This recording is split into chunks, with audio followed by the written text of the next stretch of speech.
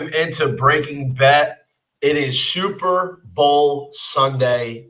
I'm here with my guy, Brad Thomas. Took the week off for the Pro Bowl week, so I'm not spend too much time handicapping that one.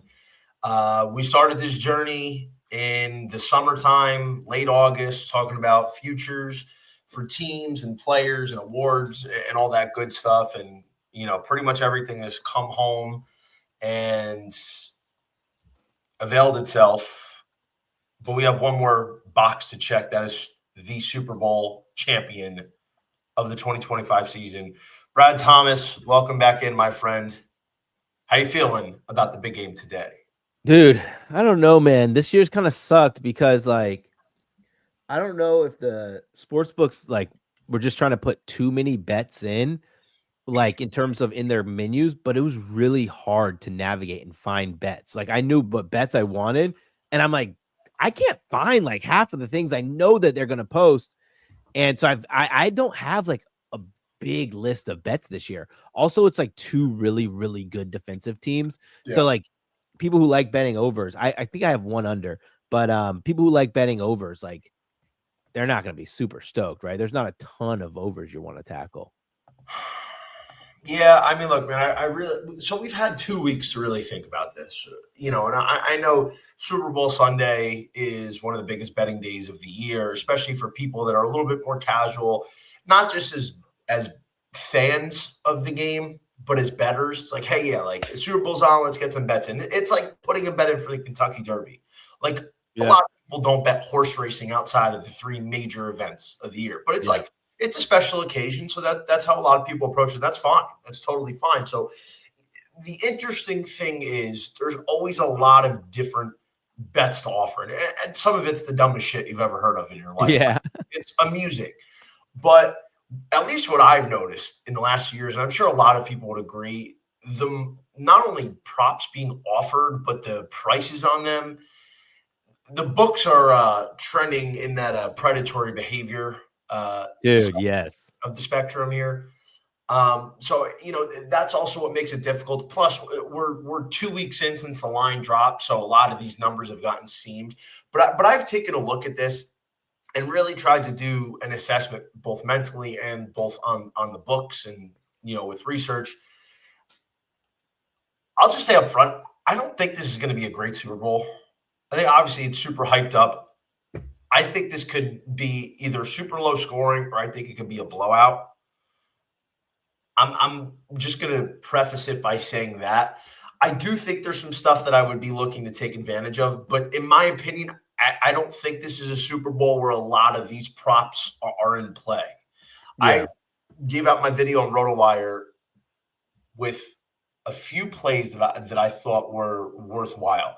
And I think it's important to understand that, look, you like to bet on things like the coin toss or the national anthem over under time or the Gatorade color. That's all novelty stuff. That's cool. That's fun to bet on. It's just truly luck. There's no true handicapping in that. Yep. But I think, especially in a year like this where you have 2 good defenses, you have an offense that hasn't faced an opponent like Seattle's defense. Now, let me preface it by saying, yes, they played Houston's defense. But, let's be honest, a lot of these C.J. Stroud turnovers, a pick 6, he threw 4 picks total, short field, kind of threw a wrinkle into that. So, for New England's offense, how do they respond by saying they have to drive, 70 yards on a lot of their drives? If they don't have this great starting field position, what does that look like for them against a defense of Seattle's caliber? For the Seattle Seahawks, they're going against one of the best run defenses in football. And Milton Williams, when he's in the lineup, it's made a tremendous difference. If I'm not mistaken, I think with Milton Williams in the lineup this year, the Pats' run defense has only allowed an average of 55 rush yards per game. Yeah, no running back has gone over 58 yards with him. Yeah, it's an incredible number. So there's a lot of normal positions that you'd be looking to take advantage of, but today that could be a little bit more difficult. Now, obviously, I'd be remiss in saying, some of the star power, like a JSN, has certain matchup advantages, and we could be looking to target them. But, overall, what are you expecting for today's game? Like how do you think it's going to go to start, to finish? Who has the advantage? What's the matchup advantage that you're looking for one team or the other to be able to exploit and win this game? I think it's going to be a slow, really slow paced game, right? Like, I think, the Patriots and the Seahawks have really explosive teams, right? They have really explosive teams, but neither of these defenses allow a ton of explosive plays, and they both run the ball a ton. Yep. We have to remember, like, this might be one of the best defensive battles we've had in a Super Bowl in a really long time, because Yep. normally it's like a really elite defense versus a team that has like a decent defense. But these are two really elite defenses who both get pressure on the quarterback. So I think we're going to see a lot of really slow play, a lot of underneath stuff. What was the second question you asked me? Matchup advantages. Like who's got the matchup advantage on either side? Like that could make I think the Seahawks have the matchup advantage on the defensive end versus the offense of the Patriots, just because of the fact that Drake May faces a ton of pressure, man, right? Like you can't ignore that. He faces a ton of pressure, and I think there's no way to slice it other than he's going to be under pressure. Their offensive line hasn't been good enough, not against the behemoth like this. So that's where like I kind of sit there and I'm like, I really, really am a big believer in the Seattle team having the firm advantage on the defensive line versus the Pats offense. Oh my goodness, Pats offensive. Like that hurt. I haven't sneezed all day, and I start talking about the game and I start sneezing. But against the Pats offensive line, over under 1.5 Brad Thomas sneeze attempts on live stream. That just holy smack. You go, what's up, George Pickens fan? Yep, Seahawks. All right, well, here's the thing for me. So one thing we've talked about, especially in the second half of the year on our podcast, every week, the Seattle Seahawks offense is interesting, right? Because they've had, let's say, 5 or 6 regular season. I think like 5 games this year where they've gone 30-plus points in the first half, most in the NFL. But then they've also had a lot of these games where they don't even get to 10 points by halftime. So it's like they're either an avalanche or they are a bit of a flurry. It's a very bizarre turn. And, if you look at them to end the regular season, there was a lot of these games where they just did not do a lot of scoring in the first half. I mean, that Carolina game was 3-3 going into halftime. They only scored 13 points total at San Francisco in week 18. I mean, they dog walked the 49ers in the divisional round, and the Rams defense just didn't show up at all. So, that was a little bit more on the side of like, hey, they're coming out avalanching in the first half. Look, man, I think totally it's fair to say that Seattle Seahawks offense can score today. But how efficient does it look? Because we've seen them in a lot of games this year where, yes, they were a run-first team. And we knew that coming into the year because Clint Kubiak was going to be doing a lot of ground control. They wanted to bring the run back to Seattle's offense. That was one of their goals, and then have big play actions off of it. And they've had success doing that. But sometimes they get a little bit too run heavy and don't utilize JSN and the other weapons in the pass consistently enough throughout the game. So what I want to know is if New England's run defense continues to hold and there's not a lot of running room, how early does Clint Kubiak start calling these shots downfield? How early does he start dialing up JSN? How often? Because in my opinion, Super Bowl today, JSN needs 15 targets at a minimum today. What is he involving Rashid Shaheed in? AJ Barner, Cup Daddy. How many of these guys are getting involved early and often? Are we going to see some real pass attempts coming out of Sam Darnold's hand early in this game? Because that's going to be what sets the tone. If you're the Seattle Seahawks, you need to build that lead and let your defense just honestly dismantle the Patriots offense. I mean, Drake May's the truth. I love Drake May. I loved him out of UNC. You know me. I'm not a big college football guy. I know you are. Yeah. But I saw Drake May play a decent amount at UNC, and I loved what I saw. I think he's the real deal. I love Drake May. But this is a different stage, bro. This is your second season as an NFL starter, and you're in a game that you've never been in of this magnitude. So against a Seattle defense that can apply pressure that is balanced and just dominant at all three levels. Yeah. How does that look? So I personally expect Seattle to be able to play the defensive game plan they've been all year, force a couple key mistakes, and honestly, I think they're going to be able to thrive on the play action today. I think as long as Sam Darnold doesn't make any critical mistakes, they're going to be able to move the ball. I want to answer your question about how long does McDonald stay patient. I think he stays pretty patient. I think this is one of those games where you saw it against the Texans for the New England Patriots, where the Texans probably should have won that game, but CJ Stroud couldn't take care of the ball. He knows that if his offense takes care of the ball, they're going to score enough to beat the Patriots. If it's not working immediately, if it's not working by the end of the first half, I think you just keep with your game plan. Unless it's like obviously like the Patriots up 14, then it changes. But I think this is one where you keep everything in front of you because you have and I firmly believe both of these coaches believe in their defenses too. Yeah, I think it's a fair point, man. It really depends on how this game starts. I think Seattle is going to continue to run the ball. That's what they do. And look, it's obviously a shame that Zach Charbonnet tore his ACL a couple weeks ago because that was a big 1-2 punch. And there was games this year where Kenny Walker couldn't find a lane and Zach Charbonnet was ripping. And then the other game, Zach Charbonnet couldn't find a lane and Kenny Walker was ripping. But it was a really tough 1-2 punch to defend, keeping both backs fresh, offering a little bit of a different look to defenses. And now Kenny Walker's got to shoulder the burden. I mean, look, man, I think ultimately Seattle is just going to have to be super efficient with their passes because I would imagine New England's going to be able to load the box. They feel comfortable with their secondary to be able to match up here.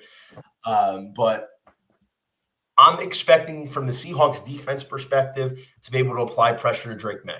Like how much pressure can you force on Drake May? And then when that happens, because Brad, this is a point that I wanted to bring up that could ultimately play a big part in this game is Drake May's legs. So I'm looking at it now. This year, the Seattle Seahawks surprisingly ran man coverage one of the fewest percentages, only 15.2%. Only the Cardinals, Rams, Raiders, Chargers, Panthers ran it at a lower clip than Seattle. Seattle's an 80.4% zone coverage team. That's a lot of zone coverage. They ran the third most zone coverages this year. So a lot of times with man coverage, you have guys lining up across the field, and there could be a seam for Drake May. So now with the zone coverage, ideally you're looking to keep him in the pocket and keep him from using his legs to make these big plays. How does that look in terms of defending him, you think? Man, it's already a really efficient offense, right? It's already a really efficient passing attack. Let's put it that way. I think it makes it tougher, right? I think it makes it more difficult though on Drake May. His line is 35.5 on the rush, by the way. Hold on. It's a big. I want to quote this. I want to make sure I pull up the right thing. Connor Allen posted something that I thought is shout out to Connor Allen.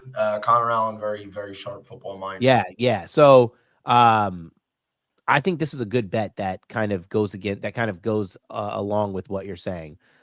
What we're saying. Drake May under 67.5 completion rate. Mm-hmm. I don't think he's going to complete a lot of passes, right? The defense becomes a little bit more tough. And he's also going to have to be under pressure while this is happening. He's posted 47%, 58%, 59% completion percentage against Denver, Chargers, and Houston. I thought that was a really compelling bet that I agree with that. I was going to take his under completions, and this was like, I don't know what the line is. This must have been like Tuesday. I was going to take his under completions or Monday or whatever, and it was 19.5. Like, he could throw the ball 40 times. If they find themselves behind, I'm like, nah, I can't do it. Let's see what it moved to now.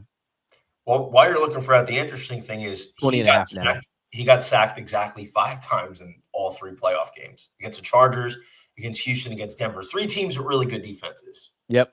And it turns out Seattle might be the best of all of them. So, I mean, we've seen this pressure, that Drake Mays had to deal with. And now you have the Seattle Seahawks, who, I mean, we could probably say might be the best defense in the NFL. Definitely interchangeable 1-2 with Houston. Yeah. Um, it's a compelling argument for sure. Let's actually see here. I'm actually curious about this. So, okay, that's interesting.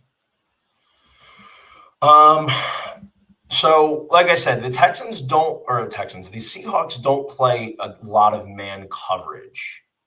They played 15.2% to the Texans 20.1. So the Texans were a big zone defense as well. We saw how well the Texans defense played this year. And in a game like that, Drake May only rushed for 10 yards on 4 attempts. Yeah. So he didn't run as much. He was a little bit more zone focused on their defense. Whereas the Broncos, they're running 32.1% man rate, which is a big jump. He gashed them for 65. And, the Chargers, they run the second fewest, but I'm actually curious because I think the legs are going to be a big part of it, especially for May. Like young quarterback, like what is he going to do when he gets in trouble? He's going to be looking to take off. So there's definitely a lot of questions to be answered. But Brad, let's go on here and talk about the line.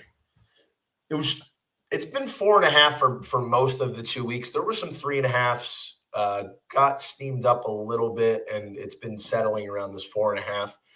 Do you think this is a fair line? Do you think it should be closer to 5.5, or what does this look like for you? I think that it's a real protective line, but I think the Seahawks win this by margin, right? And just like going over, just like I'm going to do some comparisons of the most simple team statistics, right? Offense versus defense. And obviously I know there's a lot more that takes place than just team statistics, right? There's some mental aspect of it, right? But like, let's go Patriots offense. 5th in offensive DVOA, 4th in EPA per play, 10th in success rate, 4th in yards per play. Now let's talk about the Seattle defense. 1st, 2nd, 3rd, 4th. Then on the flip side of the ball with the Patriots defense, 12th in defensive EVOA, 5th EPA, 13th in success, and 7th in yard per, right? Then we talk about the Seahawks offense, 8th, 10th, 7th, 6th. Both sides of the ball, just from a team statistic standpoint, the Seahawks are better. And this is not like the Patriots team 5-6 years ago, right? Like this, they don't have a bunch of veterans on the team that have been to a Super Bowl. Yeah. And so I can't say the Patriots are going to lean heavily on their experience, right? And now it just comes down to who do you think is going to execute at a higher level in a really tough game, Sam Darnold or Drake May? And then that is a decider to me in the points and in the point spread, 4.5 to 5. I slightly leaned Seahawks, man. It's crazy. This line moved up hold on. Got bought right back down. Wait. You said slightly, but you said you think Seahawks by margin. I have a slight lean that okay. This is what. Let me clarify my statement. I don't think Seahawks barely cover the spread. If Seahawks are covering the spread, they win by 10 plus. Gotcha. If it's under 10, Patriots are going to cover. That's what I mean by that. Like, I think it's not going to be one of those where 6-point game in the fourth quarter, Patriots fail to convert. All right. I feel like, in all honesty, the Seahawks have a better chance to blow New England out than New England does have to win outright. I just think there's a ton of matchup advantage. The only way Seattle doesn't win this game is if Sam Darnold was on some CJ Stroud bullshit in terms of ball overtime. The critical mistakes, obviously, that's going to swing the game. If Sam Darnold plays anything close to what he played against the Rams or the 49ers, and as a game manager, makes a couple plays, doesn't make the big mistake, I think Seattle's going to win by 2 touchdowns. That's the only way Seattle doesn't blow them out, is if Sam Darnold makes mistakes. Yep. That's the only way. Now, look, even though Seattle's defense is dominant, do I think New England can score a little bit? Yes. And like I said, I'm not talking about New England scoring a touchdown off a drive they started at Seattle's 30-yard line. I'm talking about if New England consistently has to start on their own 30, own 25, I don't think they score more than 16 points today. And I say 16 because we always see some bullshit 2-point conversions in the Super Bowl. I think 17 points at a max if they have to start on their own 30 consistently all day. That's the big if. Yeah. Because Sam Darnold played out of his mind against the Rams. He looked probably the best we've ever seen him look. And he had some great games this year and some great games last year. But in such a big moment, I mean, he was just eating up the Rams defense. Obviously, there's a big difference between the Rams defense and the Patriots defense. Big difference. Yep. But that's what Sam Darnold's got to be. And let's address this because we've talked a lot about Seattle this year. Don't get cute. Don't not get JSN the ball. He needs to be involved the entire game. He needs at least 4 targets a quarter. I said 15 targets for the game. Bro, I think this is the guy. He is the offensive player of the year. He's been eating all year for a reason. Now, I like Christian Gonzalez, Carlton Davis. I think they're good corners. But let's be fair. If you look at the receivers they faced this year, Tyreek Hill week 2, he ate. Drake London dry humped them up and down the field when Atlanta went to New England earlier this year. Jalen Waddle had a big game. They didn't face Jamar Chase in that Bengals game. Chase was out. Chris Olave had a good game against them. He almost hit 100 yards. Zay Flowers had a good game against them. So when they faced the better receivers this year, which, by the way, none of them are as good as JSN. I mean, Tyreek Hill, look, maybe a couple years ago, we're going to say, yeah, he's better than what JSN had this year. But, in terms of overall talent at the receiver position, none of them are as good as JSN. And a lot of these guys did really well against this New England defense. But the main point of emphasis here is, especially if you don't really watch a ton of Seahawks games, they are not the type of offense that's going to just have JSN line up out wide on an island all day versus Gonzalez. They're not going to do that. They're going to have him lined up out wide. They're going to put him in the slot. They're going to line him up tight. Clint Kubiak's even going to put him in the backfield for a couple plays. It's a ton of pre-snap motions. They're going to move him all around the formation. So look, Gonzalez might shadow him today. Maybe they pass him off to Carlton Davis on some snaps. I don't exactly know what their plan is, but I just think it's going to be tough for one guy to stay with JSN all day. Yeah, it's hard, especially if JSN gets the volume. If he gets the targets, I don't see how he doesn't have a big game. I agree. I mean, unless New England's front just disrupts the Seattle offense and they can't get anything going in the pass, they don't have time to throw. That's pretty much the only way. Let me pull this up real quick. JSN has been an absolute menace this year. This is the JSN legacy game today. I'm expecting JSN at least 7 catches, at least 90 yards, at least a tutty. I think he's got to have a big game for them to win. I mean, he doesn't have to. Seattle's defense can shoulder the burden. But, realistically, you would think that in order for Seattle to put up a good offensive showing and win this game, JSN's going to have to be a big part of it. Yeah, the Patriots run a lot of single high, right? And that's just a lot of one-on-ones that JSN's going to have the option, the ability to beat. Yeah. And it's crazy because you think when you think of JSN and you see these massive output total games, right? Against San Francisco, 122, 32 against Tampa, 162 against Jacksonville, 123. Let me find another one, 167. You would think that these are all these massive bombs down the field. Yes. And a couple of them he had 40-yard catches. But they're not. The yards per target is not all that high. It's just him winning these matchups and him finding him in that second level, which if you're playing a lot of single high, you're going to lose a lot of these matchups to a guy like JSN. I thought I thought he would be a fun guy to bet for most receiving yards. And then I went and looked at the prices and it was minus 200. Yeah, it's like minus 180, minus 190. And then I saw this stat where like he has the fifth highest receiving total in a Super Bowl, and most of those guys went under. It kind of made That's me a big total, though. And what people don't it's a realize, big like, total. the game in and of itself is the same.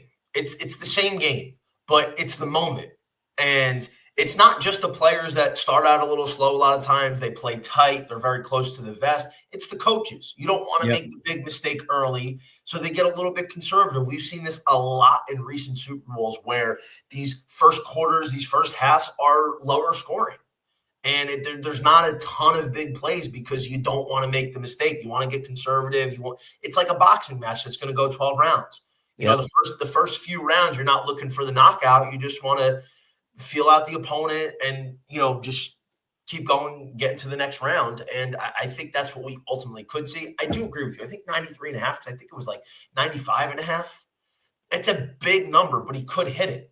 He could. I mean, and like, there's nothing to say that he couldn't just go absolutely berserk in this game either, right? Like, but it's, is he going to get the volume? I mean, that's in my opinion, probably the biggest question is what is the volume? Because despite the fact that JSN has had an incredible year, I'm actually curious because I always like ask this question every week and I just couldn't get an answer, but realized that, say you're comparing JSN versus Puka, you're comparing a receiver who is on a run-first offense, who doesn't get the consistent volume from a week-to-week perspective that, say, a Puka does, who's on a pass offense.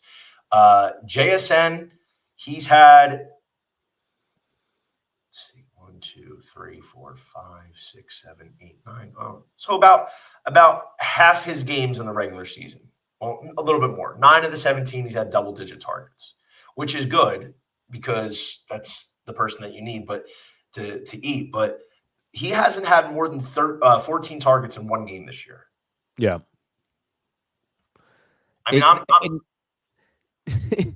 but like you saw last week against the Rams in a shootout, 12 targets, 10 for 153 and a touchdown. Like when do you what needs to happen for him to get that kind of target share, right? Like, I mean, not target share, that amount of targets. Like, I saw like some bets where it was like, do you want to bet JSN to break the reception record? And I was like, to break the reception record in a Super Bowl, they would have to be down.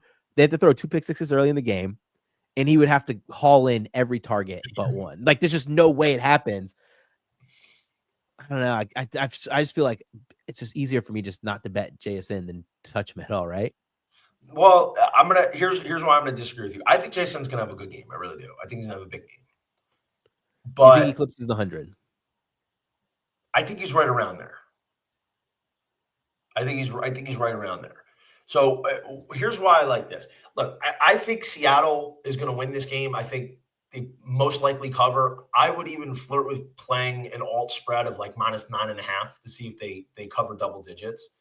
And I'm not saying the Patriots don't have a chance, but like I said before, they have a chance if a very few specific things happen, which primarily result in Sam Darnold turning the ball over or somebody on Seattle turning the ball over. Like how the Rams had that ridiculous muff punt that honestly cost them the game, like that kind of shit. Like as long as that kind of stuff doesn't happen, or the refs, it doesn't turn into a ref show where like England was getting these blessed calls against Denver on these deep pass interference calls, like stuff that turns field position, turns the game. Keeping that relatively neutral, I think it's a big advantage for Seattle. I mean, you look at New England's path, man. They haven't beat one winning team in the regular season outside of Buffalo. Like they faced a Denver team, which we could play the ifs. And look, man, I get it. Denver or New England beat who was in front of them. That's what good teams do. Not taking anything away from them because we talked about New England all year. I remember every week we were saying like we can't keep betting against them. They keep showing up and they keep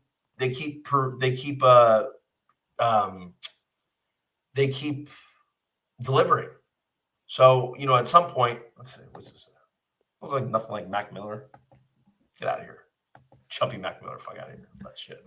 Well, listen, it's no diss to be chubby Mac Miller. Mac Miller was a freaking drug addict, He was skinny as shit. But I don't know, man. I think realistically speaking, this is a Seattle spot. But I'm gonna go on further. I'm not betting Seattle -4.5. I don't really have much interest. I'm sticking strictly to the Super Bowl MVP. I'm going right to JSN Super Bowl MVP at +550. Because here's what I think, right? Yes. Say Seattle wins something like 21-14, right? They're 23-17.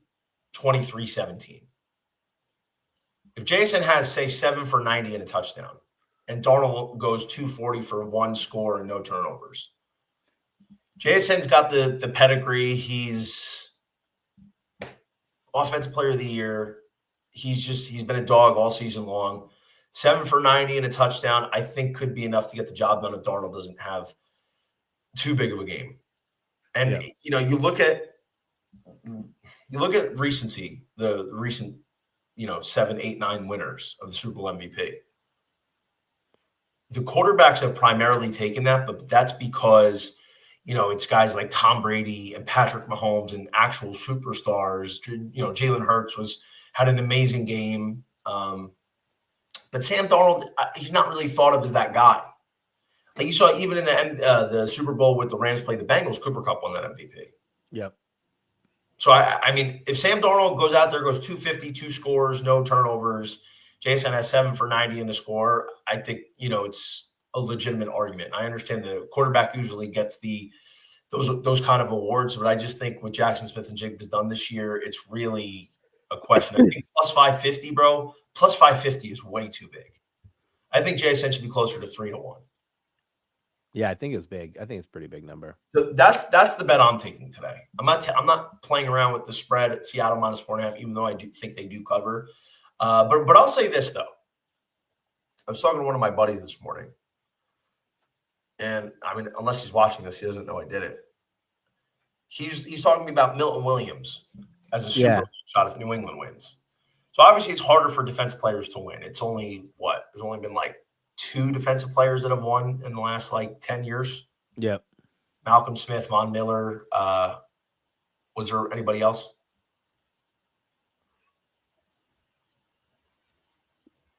No, because what's his name? Darius Butler should have won, but Milton Williams, right? For a defensive lineman to win, obviously New England's got to win, but he's a disruptor. Like he had a big Super Bowl last year, or 2 years. Well, the Eagles played the Chiefs. That was last year, right? Yeah. He had a big Super Bowl. So if he has a couple sacks, a forced fumble, and it's a lower scoring game, and New England wins, there's a shot. I mean, the point is he's 225-1. Yeah. So I'm like, you know what? Let me throw a little bit of a sprinkle on there. I think Milton Williams can be a disruptor. He can stuff the run. He could get a couple sacks, force a fumble. Obviously, it's a long shot. He's 225-1 for a reason. But I think in terms of a little bit of value down the board, I think there's a path where I could see Milton Williams be a disruptor. I mean, he had a big game last year against Kansas City. Who's to say he couldn't do that again? Yeah, I agree. I think my bet would be JSN, and then longer down the board, I don't know. I just couldn't think of someone making that big of an impact whose name is big enough, right? They have to also have a big name. And I don't know if anybody else down the board carries that kind of weight. Yeah. I agree. Kenny Walker, Kenny Walker could have a touchdown or 2, but I just think his price is not even that good, though. Yeah, exactly. A lot of his damage would have to be done via the receiving game because it's unlikely he has a big enough game on the ground. I mean, if he had 60 rush yards and 50 receiving and a touchdown, maybe Ramondre 30-1. I think if the Patriots win, somebody's going to have a really big game for Drake May to not get it. Shaheed, Diggs. I don't know if I see any of these other guys. I mean, I think there's a reason why there's such a big gap between Darnold, May, JSN, Walker, and then the rest of the field. It's a large gap. But I think, honestly, JSN +550, if you like Seattle, is probably the best bang for your buck instead of, wasting money on all these, dumb parlays involving a Seattle win. All right. Any props that you like here? Could be Yeah, let's go to novelty, the could prop. be over under. Anything you're feeling? Yeah, let me just double check to make sure the lines didn't move too much. Yeah, the first one I went with is Ramondre Stevenson under 51.5 rushing yards. Okay. And I know people are like, Ramondre's been really, really hot, but like this is an elite run defense. It's a run defense that you should be afraid of, right? Teams don't run on the Seahawks because how good their defense is. Their defensive rush rate, ROE, is 31st in NFL. Only one other team or teams rushing less against. Rush DVOA first, rush defensive success rate second. This is the best part. Yards after contact. When they are grabbing you, they're not letting you go for extra yards, right? 1.86 yards after contact, third in the NFL. Missed tackle rate, barely missed tackle. Stuff rate could be higher, right? Like I wish they had a higher stuff rate, 17th in stuff rate. But what makes that better is like, so basically without the super high stuff rate, they're still not allowing explosive runs off of that.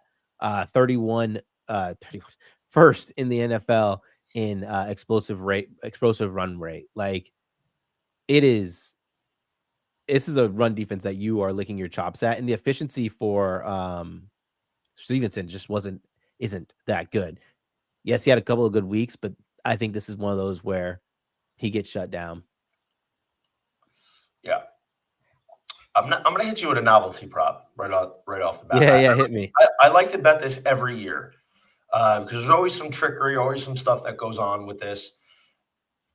Over 2.5 players to attempt a pass, plus 160. It's the same line every year, plus 160 to the over, minus 210 on the under.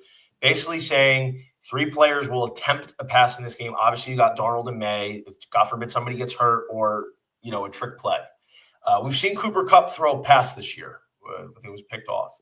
But I feel like one of these coaches will have some sort of gadget play in the back pocket, waiting for the right time to flip the field. And I think plus 160 for 3 players who attempt to pass is a pretty solid. It's always interesting. You never know when it's going to come out. And I think that has a pretty decent chance of hitting for the number. So for me, Yeah, I that's like that. And it's not going to be a flea flicker, right? The Patriots already did their flea flicker for the playoffs. yeah. And one of these teams has a play that nobody's seen, and they've been holding for this moment to be able to unveil. Yeah. I did have obviously the standard operating procedure, JSN over catches. That's something that I've played. What is his number? I 6.5. Hang on, player 20 receptions, 6.5 juiced minus 146 the over. JSN, I mean, dude, how am I not going to play this guy? I played it every single week this year. He's been at ATM on the catches over. A couple games he didn't hit because of game script because Seattle was blowing them out. Like there were games they were up 30 points, and he doesn't play a fourth quarter, and obviously he can't do anything about that. But I think over 6.5 catches is fair, man. You look at some of these guys like Tyreek Hill, who's at 6 catches. Olave was right around 6 catches. Yep. Flowers had 7 catches. Drake London had like 10 catches. Obviously, there's a big difference between Drake London as a receiver versus JSN in terms of overall physicality. But some of the better receivers were 6+ catches, and I think when you're looking at JSN, who's the focal point of the passing offense, who's had such a great year and he can get open at will, and they just have so many different concepts. It was 9 catches for Lundy, by the way. So many different concepts for him. It's hard to defend. There's a reason why he had such a big year. Clint Kubiak put him in a position to be successful, but then JSN's enough of a dominant talent in order to get open. He knows how to get open, knows how to make the tough catches. I mean, this dude catches everything.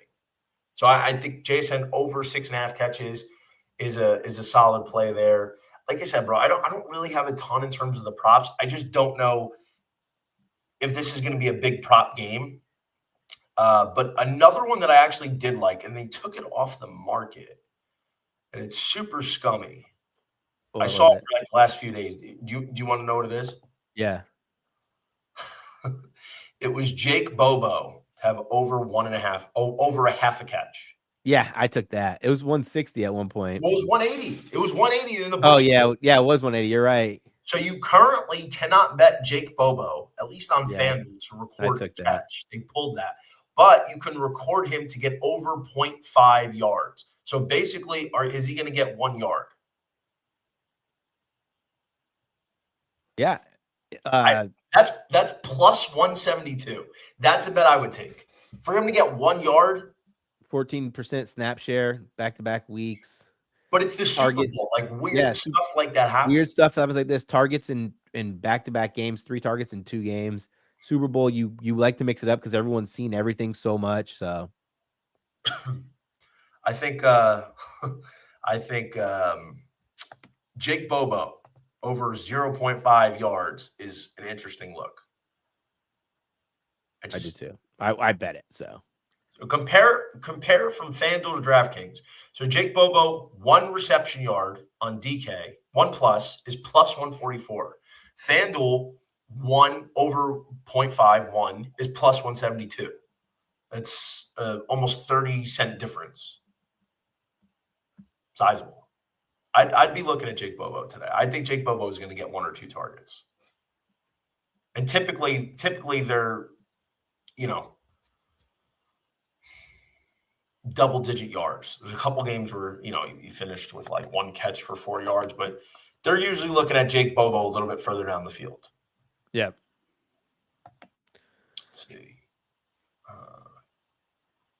6'4" receiver.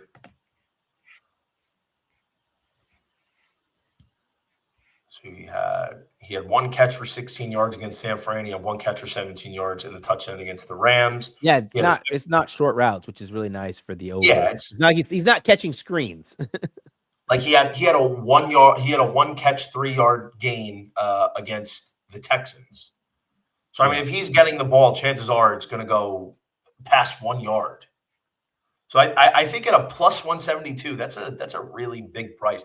It's just, is he going to get the ball thrown to him, and then is he going to catch it? Yep. That's basically what you're betting on. I think he's going to. Anything else in terms of like Drake May yards or touchdowns or Sam Darnold? Dude, I was going to take Drake May rushing yards, and holy smokes, man! I know it got crushed. They said they don't want you to take his rushing yards. You take 36.5. Well, there's 35.5 available, but that's insane. I couldn't get with that. I just didn't think that was going to be a viable option. That's a big number, dude. That is a big number. Dude, such a big number. What about long shot bets? Anybody that you're looking at a little bit further down the board to score? I mean, you got Kenny Walker minus 185, JSM minus 105, Mondo Burger plus 150, Hunter Henry 230, Barner 250. Any of those guys you're looking at? Drake May 3-1 to score.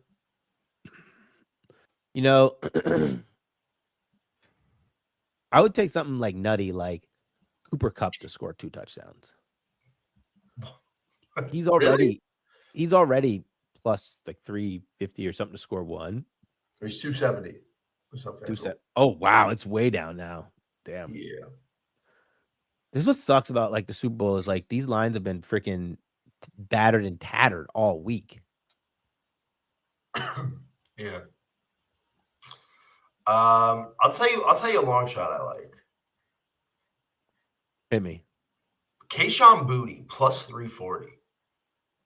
You like Boutte more than Kyle Williams? Yeah, you would have the numbers, but what's Kyle Williams' snap share since Mac Hollins came back? Yeah. Give me 30 seconds. Oh, they popped up. They popped up an ad on this website. That's actually hilarious. Who do you want, Kyle Williams? Kyle Williams, we'll just do so that's week 18, 46, 33, 34, 23. What's Kayshon Boutte's snap share? It's got to be significantly higher. So obviously he didn't play week 17, way higher. Week 18, 58, then 30, 50, 58, 53, 83, 63. Okay. I mean, that's a much better chance. And like, look, bro, I don't think Kayshon Boutte will get more than like 4 targets, Yeah, but they take those shots to him down the field, man. It's just like, they can you do. catch one of them? And, you know, at the end of the day, I don't think Seattle's sleeping on Kayshon Boutte, but he's not your primary focus. I mean, you're looking at Diggs, you're looking at Hunter Henry, you're looking at Matt Collins with the size. Kayshon Boutte, like, he had 6 touchdowns this year, so he kind of flies under the radar a little bit. And I think at plus 340, you know, this is an interesting bet to take for somebody to get in the end zone, especially at his price. Yep. I mean, he's going to get limited opportunities, but there's definitely going to be 1 or 2 of those shots that Drake May takes to Kayshon Boutte. And, you know, it's, can he come down with it? I think that's an interesting long shot bet. Yeah, I do. 3.5 is a really good price too. The only thing I hate is like someone is going to someone is going to catch the long ball. If it goes for a touchdown, I hope it's someone that we have a bet on, right? Could it be Pop Douglas? Your boy, that's your boy, Pop Douglas. Pop Douglas is interesting to score a touchdown. All right. I actually want to bring this up because just based on a lot of people I've been talking to and some things I've seen on the internet, like there's some parlays out there that have either or both of Hunter Henry, AJ Barner to score. Who do you think's more likely to score based on game scripts, and which one would you be betting? Because they're both around the same price. Hunter Henry. I would more likely bet him. Seattle struggles against the tight end. That's well known, and I think he's a bigger red zone target. Like the red zone, there's no clear red zone target for the Patriots, where you know for Seattle, like they're going to look at JSN first, then go down the list. There's actually a pretty solid line on DK. They're doing either player to score. Like they have a bunch of parlays with or markets with either player to score a touchdown or combined touchdowns with X players, either first touchdown, like a bunch of different stuff. So they have Barner and they have Henry either to score anytime at even money. Yeah. I mean, that's solid. Yeah, but I don't know. I like the Hunter Henry look. I mean, I think if we're looking at the matchup, you know, Seattle, like you said, it's been a funnel. Actually, just looking up Hunter Henry's recent numbers here. So 7 touchdowns this year, regular season. Caught one against the Chargers. Yeah, I mean it's solid. He hasn't gotten a ton of looks overall. Yeah. You know, you look at the playoffs, 5 targets against the Chargers, 2 targets against the Texans. The Texans are tough. And then 3 targets against Denver. I mean, that was an absolute mess overall for both offenses.